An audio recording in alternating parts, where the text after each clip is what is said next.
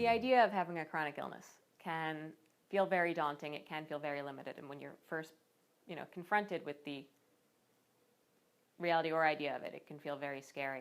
My name is Stephanie Harmelin. I am 32 years old. I was diagnosed with type 1 diabetes in the fall of 1994 when I was 12.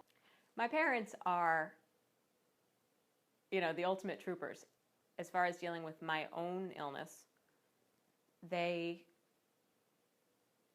have worked hard to strike that balance between caring and supportive and helpful and allowing me to have some independence because of the age that I was when I was diagnosed, right on that cusp of adolescence. I always said that I could have regressed back easily and been the sick kid who they took care of, or I stepped up, and I stepped up very quickly, and they allowed me to do that. I'm a very stubborn human being and a bit defiant, and I have not allowed it to limit my life. It changes your life.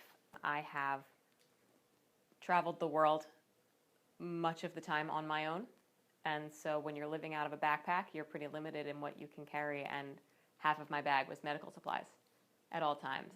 What happens when someone develops type 1 is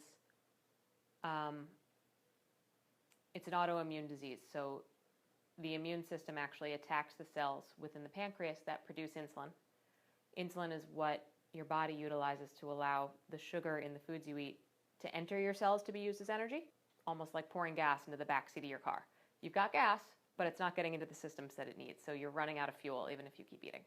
When you need to test your blood sugar, prick your finger, or really I prick my finger, but you can get blood from any body part, and then you put it on a little strip that goes into a meter and it reads it for you.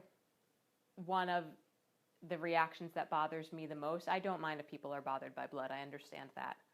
And so I do try to be mindful when I can of not testing my blood sugar in front of someone who I know is going to be uncomfortable, but sometimes you just have to.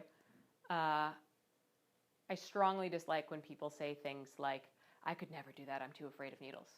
It's a really stupid thing to say to a diabetic. We don't have an option, and if you were diagnosed with diabetes or any other disease that requires the use of needles, you would get over that fear pretty quickly. So I stress to people and advise them not to be afraid of it, to face it head on, be realistic about what it means for you, and then figure out how to make it work into your life.